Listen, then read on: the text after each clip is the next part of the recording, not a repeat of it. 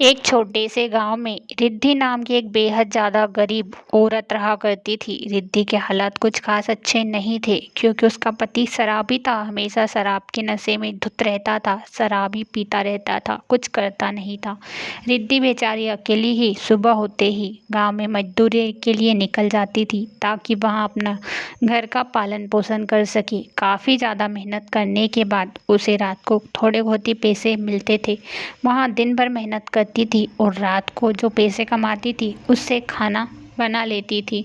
इतना ही कमा पाती थी कि दोनों के पेट भर जाए, लेकिन उसका पति फिर भी उससे गुस्से में ही रहता था और उससे हमेशा पैसे मांगता रहता था क्योंकि उसे शराब की ज़रूरत थी। वह हमेशा रिद्धि से लड़ता रहता था। रिद्धि बेचारी भूखी ही सो जाया करती थी। एक दिन की बात है जब सुबह सुबह के समय रिद्धि के घर पर उसकी छोटी बहन सिद्धि आती है। सिद्धि की हालत बहुत अच्छी थी, वह काफ़ी ज़्यादा अमीर थी। वह जैसे ही रिद्धि के घर पहुंचती है उसे देखकर उसे कुछ अजीब लगता है। वह अपनी बहन की हालत कुछ ज़्यादा ही खराब देखती है। तभी रिद्धि उससे पूछती है कि अरे सिद्धि, तू अचानक से कैसे आ गई? मुझे तो पता ही नहीं, तूने मुझे बताया भी नहीं कि तू आ रही है। अचानक से तेरा प्लान कैसे बन गया? मुझे बताकर तो आती तो मैं पहले से अच्छे से तैयारी रखती। सिद्धि सब कुछ समझ जाती है। उसे लगता है कि उसकी बहन के हालात अच्छे नहीं हैं। अरे दीदी, आप कैसी बातें कर रही हो? बहन से मिलने में भी भला कोई बताने की ज़रूरत है? मुझे आपकी याद आई सो मैं चली आई। क्यों, आपको कुछ दिक्कत है क्या?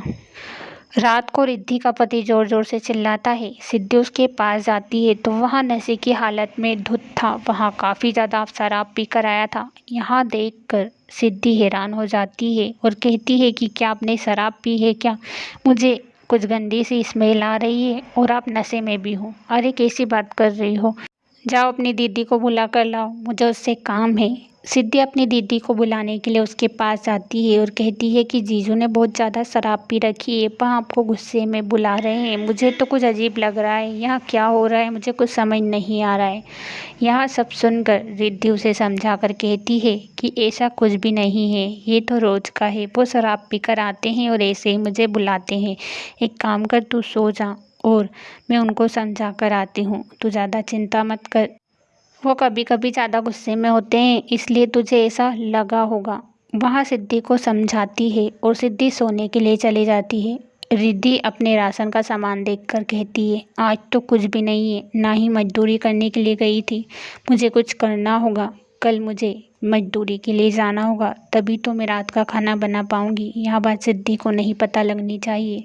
सिद्धि से मुझे झूठ बोलना होगा। वह सिद्धि के पास जाकर कहती है, सिद्धि मैं आज गांव से बाहर जा रही हूँ, कुछ ज़रूरी काम है, इसलिए तू घर का खाना बना लेना और खा लेना। तेरे जीजू तो वैसे भी नहीं आएंगे और चिंता मत करना। अरे दीदी, आप कहाँ जा रही हो? मुझे अकेली को बहुत बुरा लगेगा, मुझे भी साथ ले चलो ना। वहाँ उसकी एक नहीं सुनती और अकेली ही जाने के लिए कहती है। सिद्धि कुछ समझ नहीं पाती है। रिद्धि मजदूरी के लिए निकल जाती है, लेकिन उसे अपनी बहन को अकेला छोड़कर काफ़ी ज़्यादा बुरा लग रहा था।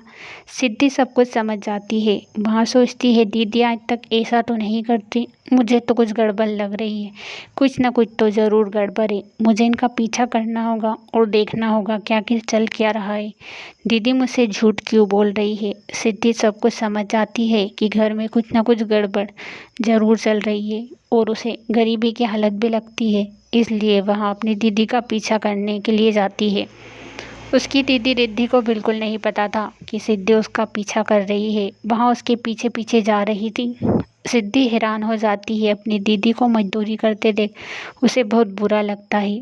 वहाँ कहती है, अरे दीदी मजदूरी कर रही है, मुझे तो यकीन नहीं हो रहा, लेकिन जो भी हो उनका घर चलाने के लिए ही कर रही है।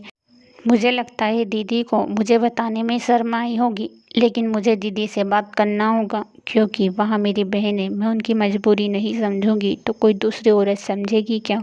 सिद्धि को बहुत बुरा लगता है। जैसे ही रिद्धि घर आती है, सिद्धि उससे बात करती है और कहती है, दीदी आपको झूठ बोलने की क्या ज़रूरत थी? जब आप मजदूरी करने गई थी तो मुझे बता देती, इसमें शर्म की कौन सी बड़ी बात है? क्या घर चलाना कोई पाप थोड़ी है? मैं पैसे वाली हूँ, इसका मतलब ये नहीं है कि आप कुछ नहीं करोगी। मैं सब समझती हूँ, कल से मेरे घर के हालात ऐसे हैं तो मैं भी यही कदम उठाऊंगी जो कि आप उठा रही हो। मुझे तो इसमें कोई गलत बात नहीं लगी। दीदी, आपको शर्माने की ज़रूरत ही क्या थी?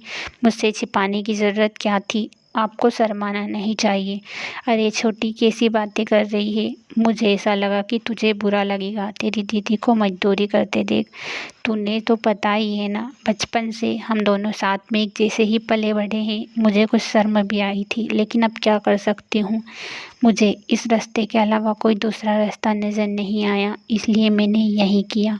सिद्धि उसे समझाती और कहती है, दीदी मुझे कोई बुरा नहीं लगा, आप मेहनत करते रहो। एक दिन जीजू भी आपकी बात समझ जाएंगे और दोनों ही मेहनत करके आप आगे तक पहुंचोगे। इसमें कोई दिक्कत की बात नहीं है। माँ ने भी तो हमारे लिए मजदूरी ही की थी, तभी जाकर तो आज हम यहाँ पहुँचे हैं ना। आप क्यों चिंता करती हो? सिद्धि अपने जीजू के पास जाकर उसे भी समझाती और कहती है कि आप शराब मत पिया करो। आपको पता है दीदी अकेले ही मजदूरी करती है, दिन रात मेहनत करती है ताकि आप रात का खाना खा सको, और आप है कि उनके बारे में सोचते भी नहीं। उसका पति उससे माफ़ी मांगता और कहता है, हाँ सिद्धि, आज तुमने मेरी आंखें खोल दी है। और सिद्धि दूसरे ही दिन वहाँ से चली जाती है। माँ अपनी बहन को काफ़ी ज़्यादा हिम्मत देती है, जिससे कि दोनों को हिम्मत मिलती है और दोनों पति पत्नी फिर खुशी से अपनी ज़िंदगी बिताने लगते हैं।